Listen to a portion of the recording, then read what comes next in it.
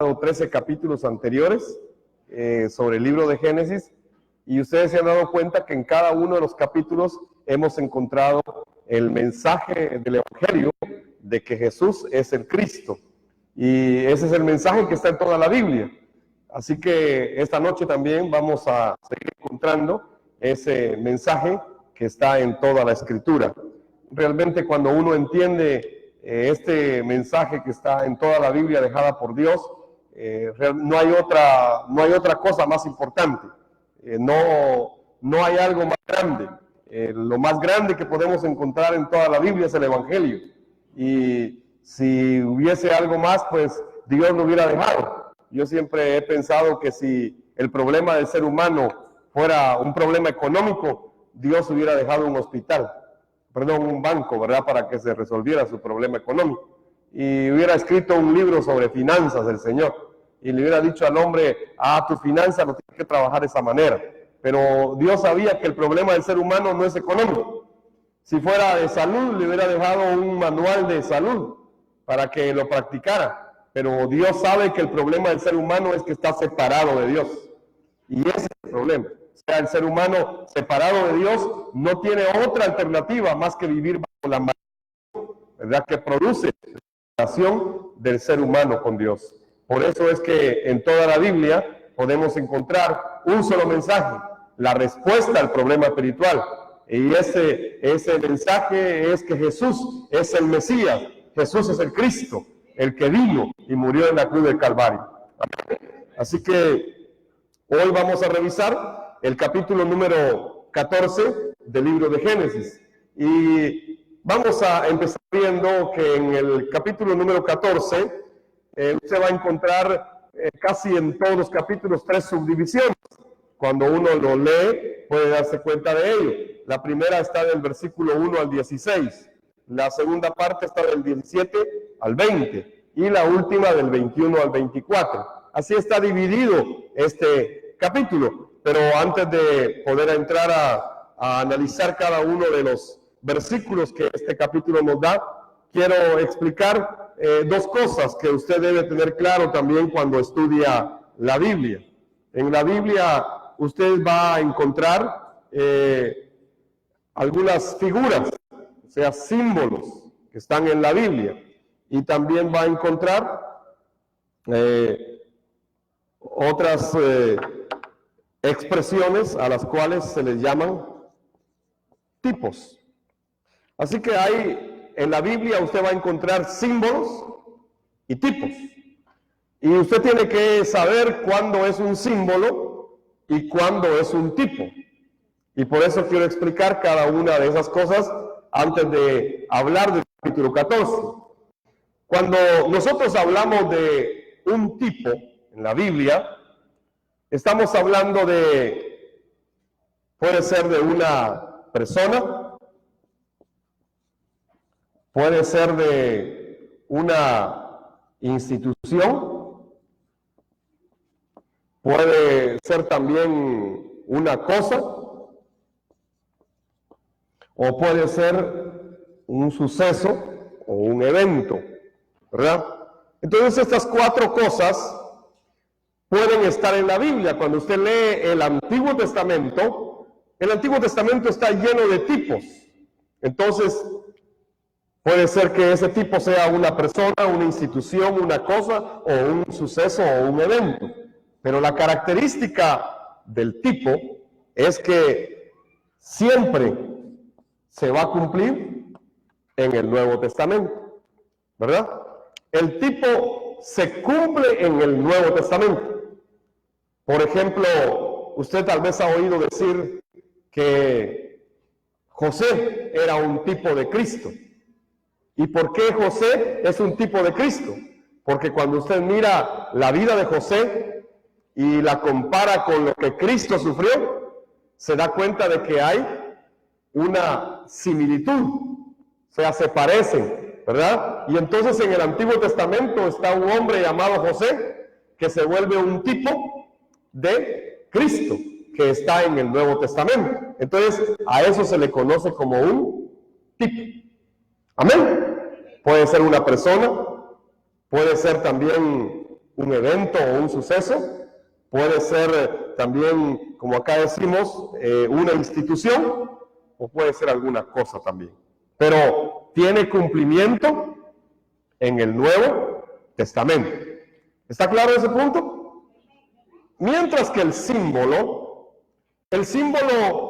es algo que puede aparecer en el Antiguo o en el Nuevo, y no se tiene que cumplir en el otro. O sea, tiene la diferencia, ¿verdad?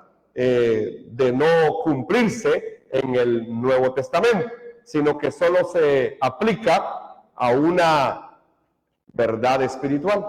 Eso es el símbolo. Es diferente al tipo.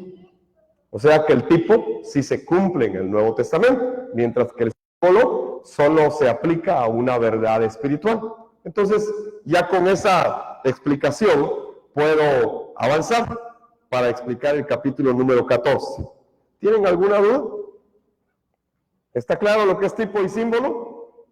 ¿Sí? ¿Está claro? Bueno, entonces para que no se confunda, ¿verdad? Al momento de identificar ahí en la Biblia. Entonces empecemos leyendo este capítulo 14. Si usted lee los primeros versículos del 1 al 16, se va a encontrar con que este hombre al que venimos siguiendo, llamado Abraham, tiene que ir a rescatar a su sobrino Lot. Se recuerda de Lot, ¿verdad? Es el sobrino que decide ir a la planicie, a donde está lo mejor de la tierra, pero en ese lado también está Sodoma y Gomorra. Seboín, Zoar, son ciudades que están ahí, ¿verdad? En el valle. Y él dice, esa es la mejor tierra. Y entonces Abraham le dice, bueno, ve para allá y yo voy para allá. Entonces Lot, cuando mira esa planicie, dice, se parece al jardín del Edén. O sea, externamente toda esa planicie se parecía al Edén, pero en realidad, ya internamente, era otra cosa. Así que en esta parte está Sodoma y Gomorra. ¿Quiénes habían establecido estas dos ciudades? Si usted se recuerda, lo que hemos venido estudiando, estas dos ciudades fueron establecidas por los descendientes de Cam. ¿Se recuerdan de Cam, verdad? La maldición de Cam. Como la línea de la simiente de la serpiente surge nuevamente en esta línea camita. Y es aquí donde Lot vive ahora disfrutando de la abundancia del valle, donde se encuentran estas ciudades. Pero en realidad estas dos ciudades, o estas 5 ciudades que están ahí en ese valle, son ciudades que no quieren saber nada de Dios. No quieren tener en cuenta a Dios para nada. Leamos Génesis capítulo 13 y versículo número 3.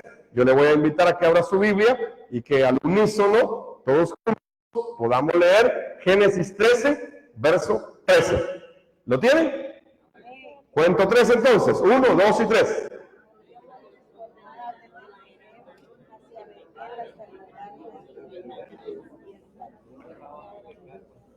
Como Génesis 13, 13. ¿Verdad? 13, 13. ¿Cómo dice que era la gente de esas ciudades? ¿Cómo dice? Eran malos y pecadores. ¿Y qué más dice? Esto fue lo que Lot decidió.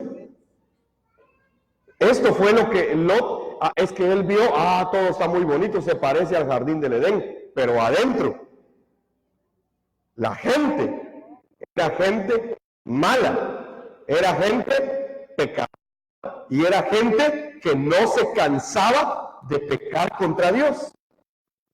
Esta era la realidad de esta parte de esa tierra.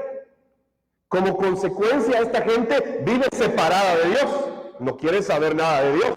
Alguien que no quiere saber nada de Dios está separado de Dios. Pero allí es donde este hombre vive, este hombre llamado Lot, que es sobrino de Abraham. Y un día sucede algo, que se da una guerra, y este Lot lo pierde todo.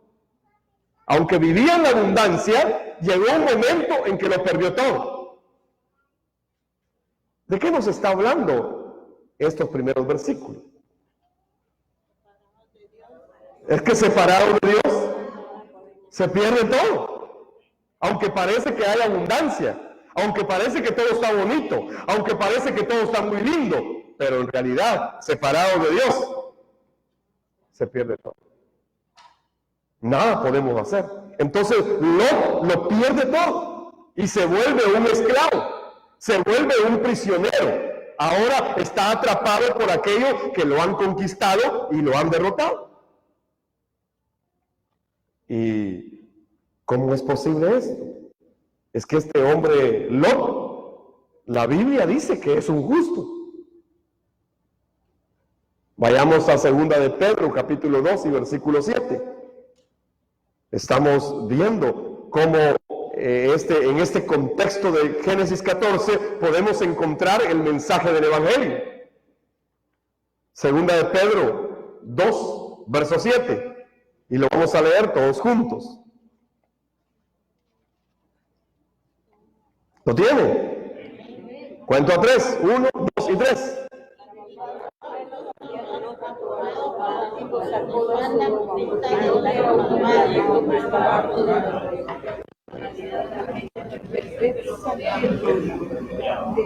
Ahí dice que Lot era justo. Que Lot era un justo. ¿Y por qué este hombre Lot es un justo? Es que él sabía, él conocía el pacto que Dios le había dado a Abraham. Él había caminado con Abraham y sabía que un día iba a venir el Mesías. Así que este Lot es un justo. Alguien que es reconocido por Dios como justo. Parece que no, ¿verdad? Pero la Biblia dice que Dios salvó al justo Lot. O sea, la palabra está diciendo que es un justo. Es por esa razón que Dios tiene misericordia de él. Porque es un justo. Por eso es que su tío corre a rescatarlo. Porque es un justo. Aunque se equivocó. Aunque estaba buscando lo terrenal. Aunque estaba buscando solo las cosas materiales. Aunque estaba buscando lo mejor de la tierra. Pero si ustedes se dan cuenta, este hombre es un justo. Y Abraham es un símbolo del creyente que ha sido justificado por la fe. La Biblia dice que Abraham fue justificado por su fe. ¿Pero qué fe? La fe en el Mesías que va a venir un día. ¿Y cómo se confirma eso? Abraham, esa era la fe de Abraham. Juan 8:56, Cristo dijo que esa era la fe de Abraham, que él anhelaba ver la venida del Mesías. Juan 8:56 confirma que esa es la fe de Abraham. Entonces, Abraham tiene esta fe y es un símbolo del creyente que ha sido justificado por la fe en este Mesías, Cristo que va a venir. Es así como también este hombre llamado Abraham, es el que va y rescata a su sobrino Lot y a su familia. Es interesante, es que separados de Dios, en Sodoma y Gomorra, este hombre llamado Lot sufre y entonces Dios tiene que usar a su tío, a este hombre que ha sido justificado porque él está en Canaán preparando la venida del Mesías, levantando altares en todos los lugares para anunciar que en esa tierra de Canaán va a venir el Mesías. Entonces, si ustedes se dan cuenta, Abraham dio su vida por rescatar al justo Lot y agarró a sus 300 y algo de servidores y se fue a rescatar a Lot. Esto era dar su vida, expuso su propia vida y fue y lo buscó y lo encontró y lo rescató. Es que esto es lo mismo que los discípulos creyentes en Jesús como el Cristo debemos hacer para encontrar a los discípulos actuales. Entonces, todo este acontecimiento nos está enseñando que el ser humano separado de Dios va a caer en guerras, va a caer en esclavitud, va a caer en cárcel, va a caer en un montón de cosas. Pero Dios está levantando a alguien, Dios ha guardado a alguien que ha mantenido el pacto, y ese puede ir y puede encontrar y puede rescatar a todo aquel que ha caído prisionero de Satanás. Entonces estamos aquí aplicando los símbolos, ¿verdad? Abraham es un símbolo de ese creyente que ha sido justificado por la fe en el Mesías Cristo. Pero todo este acontecimiento en la vida de Lot está siendo dirigido por Dios. Como cualquier cosa en nuestra vida, está siendo dirigida por Dios. Amén. No importa lo que sea, puede que sea bueno, puede que sea malo, pero todo está bajo el control de Dios. Amén. A Dios no se le ha escapado nada de tu vida. Dios sigue en control de tu vida. Así que aún los detalles más pequeños de tu vida están en control de Dios. No ores que Dios tome el control. Él nunca ha perdido el control. Él sigue siendo Dios de ayer, de hoy y de siempre. Es el Dios que abrió el mar rojo. Es el Dios que está hoy contigo. Es el mismo Dios. Entonces Él está en control de todo lo que está sucediendo. Es que este acontecimiento en la vida de Lot está siendo dirigido por Dios con un solo propósito: para permitir que se encuentre con el Rey de Justicia. Dios ha tenido cuidado de todo esto. Dios ha tenido control de todo esto. Y si ustedes se dan cuenta, en Génesis 14:13, en ese versículo 13, ustedes pueden leer que es la primera vez que a este hombre llamado Abraham le llaman el hebreo. No estaba Israel todavía, no había nacido Israel como nación, y ya a este hombre le están llamando el hebreo. Génesis 14:13, ¿lo leyó? ¿Sí? Y dice que el hombre que lo fue a buscar, buscó al hebreo Abraham. Y esa palabra hebreo significa el que viene del otro lado. El que viene del otro lado. Otra traducción es los que pertenecen a Eder. ¿Se recuerdan de Eder? Hablamos de él anteriormente. Entonces, Abraham es un hijo descendiente de Eder. Entonces, la palabra hebreo, aquí aparece por primera vez la palabra hebreo. Y buscó al hebreo Abraham. Y es que aquí empieza a identificarse ya al pueblo judío. Podemos ver entonces cómo Dios está llevando todo bajo su control. Si vamos a los versículos 17 al 20, esos son más o menos 4 versículos. 4 versículos, ¿verdad? Que vamos a leer, porque no son muchos. Y en realidad son la esencia de este capítulo. En estos 4 versículos está la esencia de este capítulo. Así que vamos a leer los versículos del 17 al 20. ¿Está listo? Cuento a 3. 1, 2 y 3.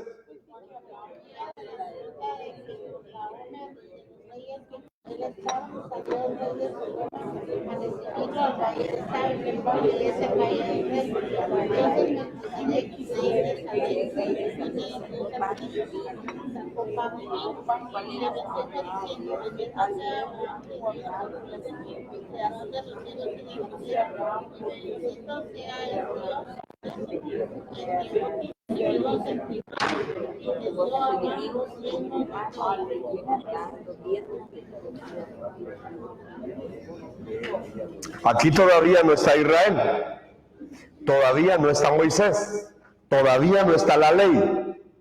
Aquí hay un hebreo llamado Abraham. Amén. Entonces, Abraham viene de vencer, o sea, está regresando de vencer al rey Kedorlaomer, que es el rey que gobierna en esa región junto con otros 3 reyes, ¿verdad? Y lo vence. ¿Cómo es posible que 318 hombres hayan vencido 4 ejércitos? O sea, esto no es posible físicamente, esto no es posible así naturalmente, esto no es posible por algo, una buena estrategia. No, es que aquí está Dios respaldando al justo Abraham. Y este Abraham logra vencer a los 4 reyes, dirigidos por este rey Kedorlaomer. Este nombre Kedorlaomer lo que significa es el siervo de la diosa Lacamarca. Era la diosa que adoraban en esa región, la diosa Lacamarca. Y por eso tiene este nombre, este rey. Son adoradores, son paganos, son gente impía, no creen en Dios, no adoran al Dios verdadero, son pueblos paganos y han venido a conquistar, pero ellos no sabían que en esa región había un justo. Y ese justo fue respaldado por el Dios Todopoderoso. Y ese justo fue el que pudo rescatar a su sobrino de las manos de estos adoradores de dioses. Entonces, es acá donde ustedes ven que le salen a Abraham, después de que ha ganado la batalla, le salen al encuentro 2 reyes. Hay 2 reyes aquí, ¿verdad? No se confunda, pareciera que es el mismo, pero son 2. Lea primero el versículo 17. Ahí está el primer rey. ¿De dónde es ese rey? ¿De dónde? Es el rey de Sodoma, ¿verdad? Ahora lea el versículo 18. ¿Quién es ese rey? Este es el rey Melquisedec, y en el otro es el rey Bera de Sodoma. El rey Bera y el rey Melquisedec son 2 reyes los que le salen al encuentro a este hombre llamado Abraham después de haber vencido a estos ejércitos, ¿verdad? En realidad, este rey de Salem, el nombre Salem, fue aplicado antiguamente a la región que hoy se conoce como Jerusalén. Primero se llamó Jebús, también se llamó Salem, en otro momento se llamó Sión, y ahora se conoce como Jerusalén.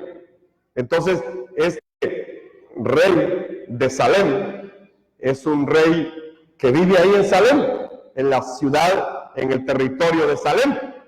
Es ahí donde él está. Pero tiene un nombre, se llama Melquisedec. Y la Biblia lo describe como rey de Salem. Pero no solamente rey, es también sacerdote del Dios Altísimo. Está diciendo la Biblia que este hombre es rey y al mismo tiempo es sacerdote, pero también le está dando el camino de la bendición a Abraham, le está profetizando el camino de la bendición a Abraham. Entonces este rey es sacerdote, pero también profeta. ¿Y quién es el verdadero rey? El verdadero sacerdote y el verdadero profeta es Cristo. Entonces, este Melquisedec es un tipo de Cristo. Melquisedec es un tipo de Cristo. Ahora entiende lo que es un tipo, ¿verdad? O sea, aquí está una persona que es un tipo, pero se cumple en el Nuevo Testamento. Por eso decimos que Melquisedec es tipo de Cristo. Porque es rey, sacerdote, pero también le da la profecía o el camino de la bendición a Abraham. Este Melquisedec.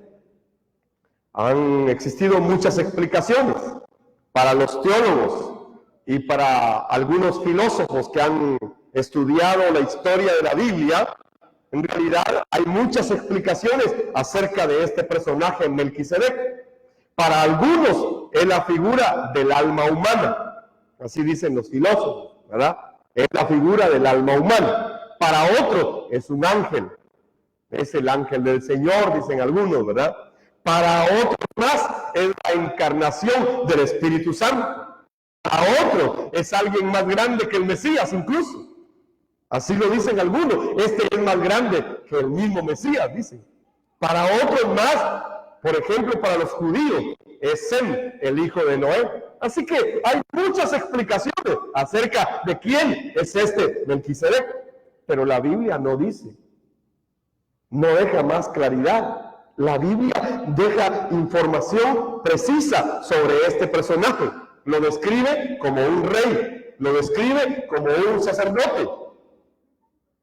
Es decir, es alguien que vive en esta tierra, que está allí y que Abraham le reconoce. Abraham le reconoce. Por eso es que este Melquisedec no es algún personaje místico. No, tampoco es un personaje imaginario. Que el escritor de la Biblia, me voy a imaginar un rey, sacerdote y profeta. No, este es un hombre que gobierna ahí en Salem, que gobierna en esa región, es el rey de Salem, es el sacerdote, es reconocido como el sacerdote del Dios Altísimo en esa región. Es un hombre, y ahí está, y es un rey, y es sacerdote que gobierna ese lugar llamado Salem. Por eso Abraham lo reconoce. Muchos podrían predicar sobre el diezmo que Abraham le entrega a Melquisedec. Y de hecho predican sobre el diezmo, ¿verdad? Es que Abraham le dio el diezmo a Melquisedec y entonces se arma toda una argumentación del diezmo, ¿verdad? Y entonces enseñamos del diezmo y que así como Melquisedec y que nosotros también y nos armamos una de vaqueros con el mensaje del diezmo desde aquí. Sí, podríamos predicar, porque desde la Biblia usted puede predicar lo que quiera. Pero sin el Evangelio no sirve de nada. Así que podríamos predicar sobre ese diezmo que Abraham le entrega a Melquisedec y cómo este Melquisedec lo bendice. Y entonces hasta podríamos decir, es que si usted da su diezmo, Dios lo va a bendecir. Pero ahí ya cometeríamos el primer error, porque primero lo bendijo y después le dieron el diezmo. Podríamos predicar también que acá se establece la cena del Señor, porque trajo pan y trajo vino. Ahí está la cena del Señor.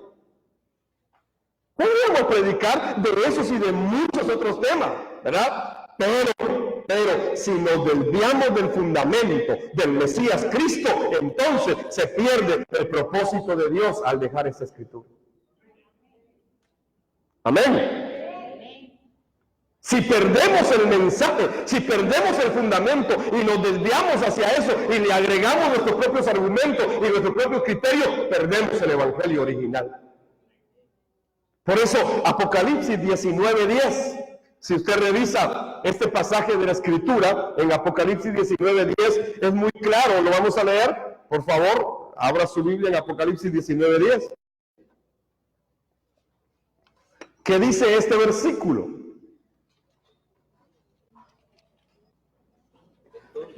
Cuento a 3 y lo leemos todos juntos. 1, 2 y 3.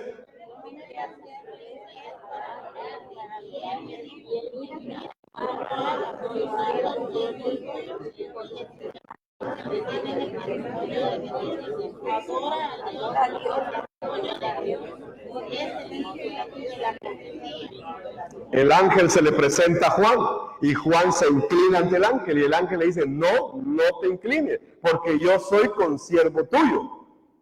Y de aquellos que, ¿qué dice? Y de tus hermanos que, ¿qué? Lean esa parte, que retienen, ¿qué? ¿El testimonio de quién? El testimonio de Jesús. ¿Y cuál es el testimonio de Jesús? Que Él es el Cristo. Amén. Este es el testimonio de Jesús. Y aquellos que lo retienen, dice, yo soy consciente tuyo y de tus hermanos que retienen el testimonio de Jesús. O sea, este ángel es un consiervo nuestro. Amén. Porque nosotros retenemos el testimonio de Jesús como el Cristo. Proclaman el testimonio de Jesús como el Cristo. Pero, mire más abajito, siga leyendo. ¿Y qué dice? Adora a Dios. Oiga, pues el propósito de la profecía y de lo que te he mostrado, de lo que te he dicho,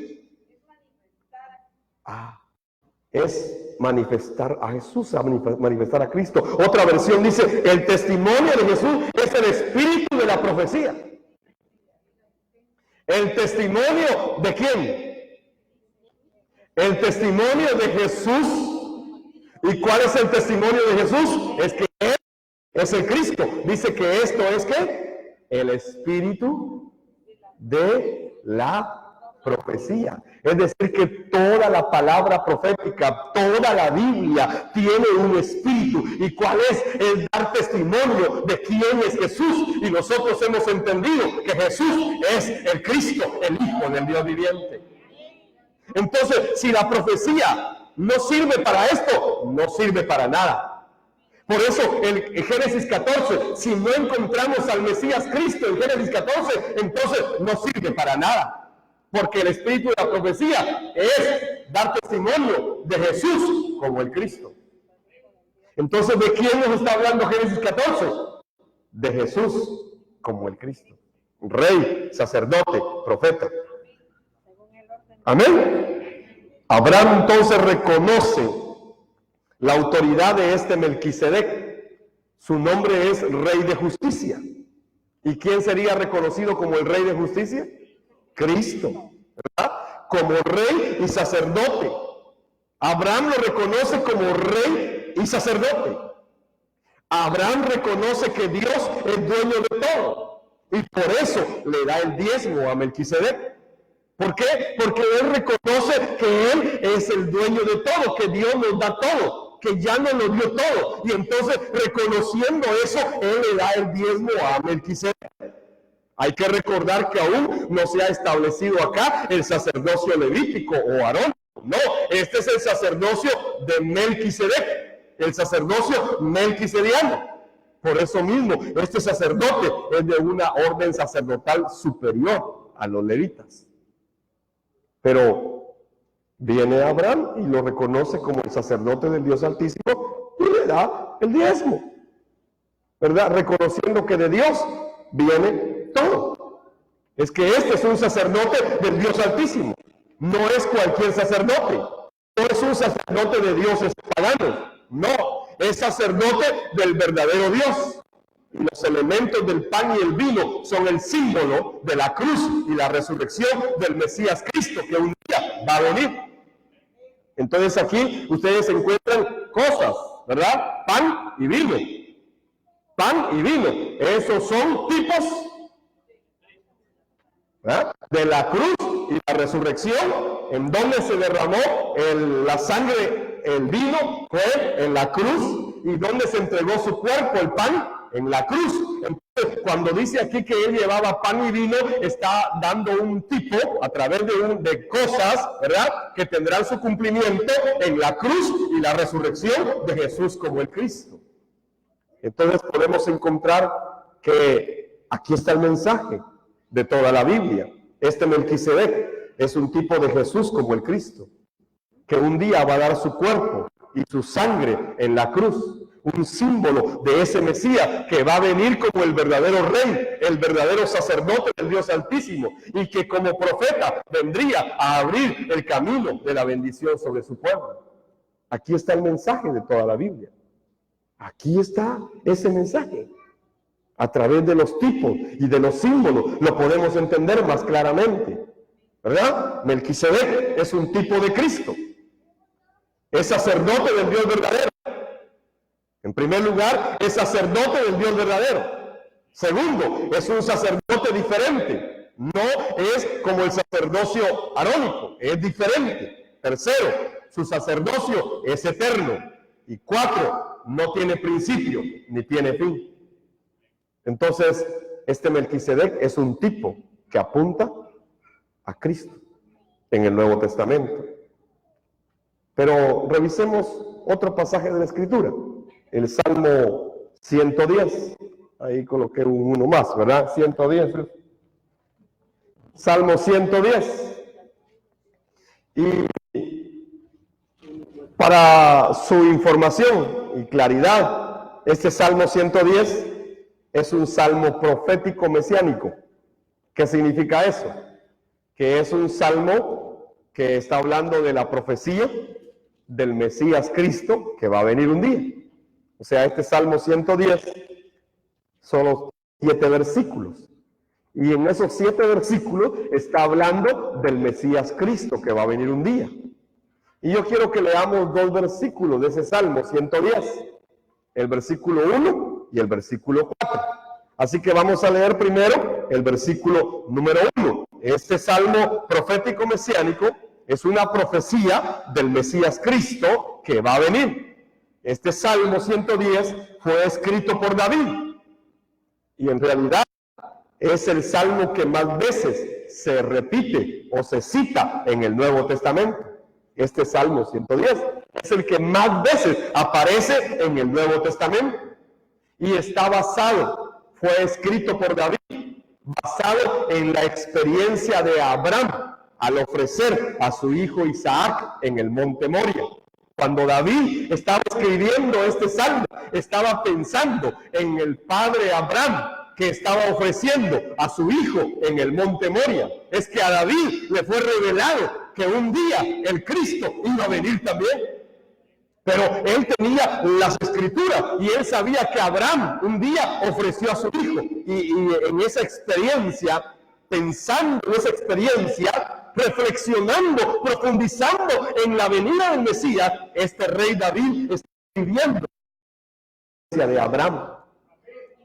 Es interesante, ¿verdad? Como un salmo profético mesiánico se amarra. Y entonces es claro que este Salmo 110 nos habla de ese Mesías Cristo. Y dice el versículo 1, el Señor dijo a mi Señor, siéntate a mi diestra hasta que ponga a tus enemigos como estrado de tus pies. ¿Se recuerda quién citó este salmo? Jesús, el Cristo, le preguntó a los fariseos, ¿de quién hablan las escrituras cuando dicen, el Señor le dijo a mi Señor? El mismo Cristo se lo preguntó a los fariseos y nadie le pudo contestar. ¿De quién está hablando ese primer versículo? El Señor le dijo a mi Señor. Otra versión dice, Jehová le dijo al Señor. Es Padre a Cristo. Siéntate a mi diestra hasta que ponga a todos sus enemigos por estrado de tus pies. Entonces, ¿de quién está hablando este versículo 1? ¿Quién es ese que se va a sentar a la diestra del Padre? ¿Quién es ese que está sentado hoy a la diestra del Padre? ¿Quién es ese que resucitó un día y que está ahora a la diestra del Padre? ¿No es Cristo? ¿Estará hablando de algún profeta de hoy? ¿Está hablando de algún apóstol de hoy? No, está hablando de ese Mesías que un día iba a venir y que iba a ser levantado para sentarse a la derecha del Padre Celestial. Por eso le dijo Jehová a mi Señor, siéntate a mi diestra hasta que ponga a tus enemigos como estrado de tus pies. Está diciendo, yo te voy a poner a todos bajo tus pies, porque lo estaba reconociendo como rey. Rey. Amén. Versículo número 4. El Señor juró y no se retractará. Fue sacerdote para siempre, según el orden de Melquisedec. ¿De quién está hablando este salmo? De Cristo. Y entonces aquí está diciendo el Señor, tú eres sacerdote para siempre, según el orden de Melquisedec, es a Cristo. Y dice acá que Dios juró y no se va a retractar. Jesús es el Cristo, el Hijo del Dios viviente. No va a cambiar. Amén. Por eso es que esta verdad del Evangelio no puede ser cambiada. Si lo sentó a su diestra como rey, ahora está diciendo que es sacerdote. Por eso es que este Melquisedec es rey y es sacerdote. Amén. Pero revisemos un poquito más. Vamos a leer Efesios 1:20 y también Hebreos 10, 12 al 14. Y quiero que alguien me ayude, una sola persona, leyendo Efesios 1:20.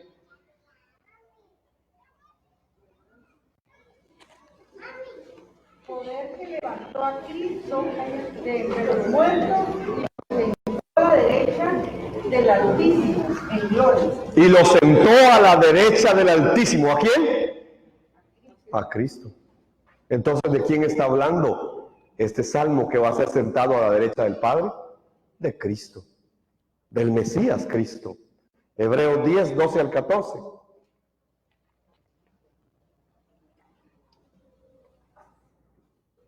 ¿Alguien que lo lea? Cristo, en cambio, después de ofrecer de una vez para siempre un solo sacrificio por el pecado, está sentado junto a Dios. Espera únicamente que Dios... Cristo está sentado a la diestra del Padre y solo está esperando que se pongan todos sus enemigos bajo el estrado de sus pies. Entonces, ¿de quién está hablando este salmo en su verso 1 y 4? Está hablando del Cristo, de ese que fue levantado. Es que Jesús es el Cristo. Él es el verdadero rey, sacerdote y profeta, según el orden de Melquisedec. Y este Melquisedec es un tipo, es un símbolo de Jesús como el Cristo. Así lo dice Hebreos capítulo 5, versículos 6 al 10. Hebreos 5, versos 6 al 10. Confirma que este Melquisedec es un tipo del Cristo. ¿Lo tiene? Hebreos 5, versos 6 al 10. ¿Alguien que Tú has sido elegido sacerdote eterno con el mismo rango de Melquisedec. Sin embargo, estando todavía en la tierra, con lágrimas y agonía de espíritu, Cristo ofreció ruegos y súplicas al único que podía librarlo de una muerte prematura. Y Dios escuchó sus oraciones en virtud de su ferviente deseo de desobedecer a Dios en todo tiempo. De obedecer a Dios en todo tiempo. Amén. Este fue elegido. Fue elegido. Este Cristo fue elegido según el orden de Melquisedec. Así fue elegido. Por eso es que es un tipo de Jesús como el Cristo. Pero si vemos en la Biblia, Hechos 2, 29 al 36, ahí usted puede leer cómo Pedro, el apóstol Pedro, lleno del Espíritu Santo, utilizó este mismo salmo profético de David, de 110. Este salmo 110 es utilizado por Jesús cuando le hace la pregunta de quién hablaba. Pero también lo usa Pedro, lleno del Espíritu Santo, en Hechos 2, 29 al 36. Este salmo profético de David confirma que este Jesús, que es crucificado, que este Jesús, a quien ustedes han crucificado, decía Pedro, y a este Jesús, sepa ciertísimamente en la casa de Israel, que a este Jesús, a quienes ustedes han crucificado, Dios lo ha hecho Señor y Cristo. Entonces, este mismo salmo es usado por el apóstol Pedro para confirmar que Jesús es el Cristo, según el orden de Melquisedec. En Hebreos capítulo número 6, hay dos versículos, el 19 y el 20. Y quiero que lo leamos. Hebreos 6, 19, 20. ¿Lo tiene? Vamos a leerlo todos juntos. Son dos versículos nomás. Hebreos 6, 19 al 20. Cuento a 3. 1, 2 y 3. Que penetras adentro del velo, donde Jesús entró por nosotros como precursor, hecho sumo sacerdote para siempre, según el orden de Melquisedec. O sea, está hablando de Cristo, ¿verdad? Que fue hecho sumo sacerdote según el orden de Melquisedec. Por eso es que se confirma que este Melquisedec de Génesis 14 es un tipo de Cristo. O sea, el mensaje de Génesis 14 es acerca del verdadero rey, verdadero sacerdote y verdadero profeta que va a venir un día y que va a resolver todo el problema del ser humano. En Hebreos 7, versículos 1 al 3, se afirma de manera contundente que este Melquisedec que sale en busca de Abraham, que sale en busca de Abraham, es semejante a Jesús el Cristo, porque este Melquisedec, rey de Salem y sacerdote del Dios Altísimo, salió al encuentro de Abraham que volvía de derrotar a los reyes. Y dice la Biblia que lo bendijo. Y asimismo le dio a Abraham los diezmos de todo. En primer lugar, su nombre significa rey de justicia. Y también era rey de Salem, que significa rey de paz. Sin padre, ni madre, ni genealogía. No tiene principio de día, ni fin de día. Y en esto se asemeja al Hijo de Dios, en que permanece sacerdote para siempre. El ser humano necesitaba un sacerdote eterno, según este orden de Melquisedec, no según el orden humano. Y por eso es que vino el Cristo como el verdadero sacerdote que perdona el pecado del ser humano. Es Melquisedec el que se asemeja a Cristo, no al revés.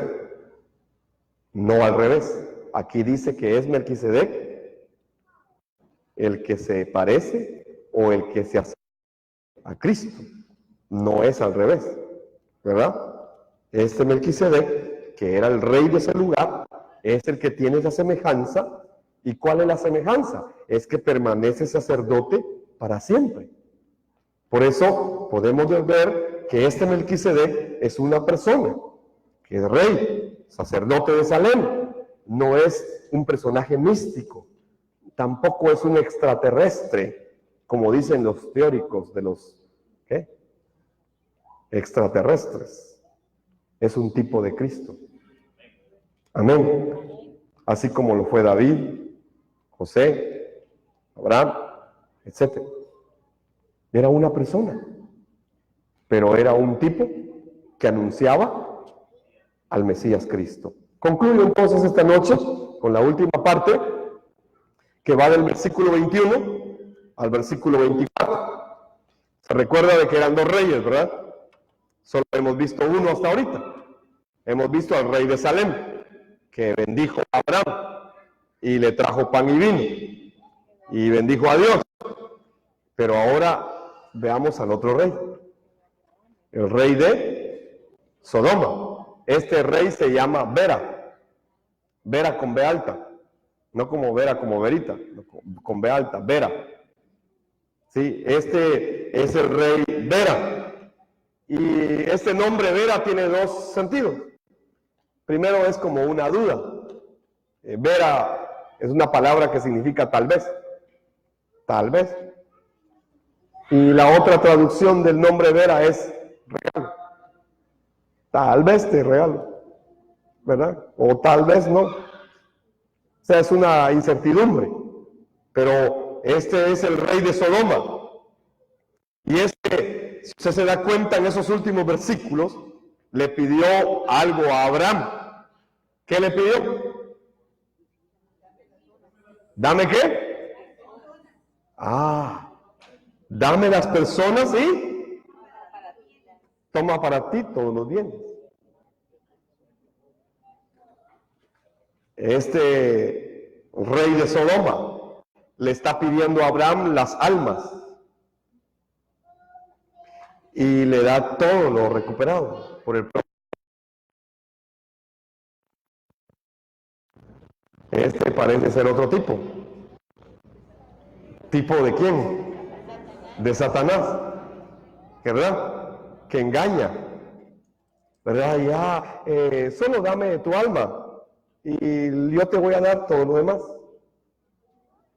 Así que te daré todo lo que necesitas en esta vida, solo tu alma. Solo dame las personas y quédate con todo lo demás, con todo lo físico, con todo lo material. Yo te voy a proveer, yo te voy a mantener bien, pero le vendiste tu alma.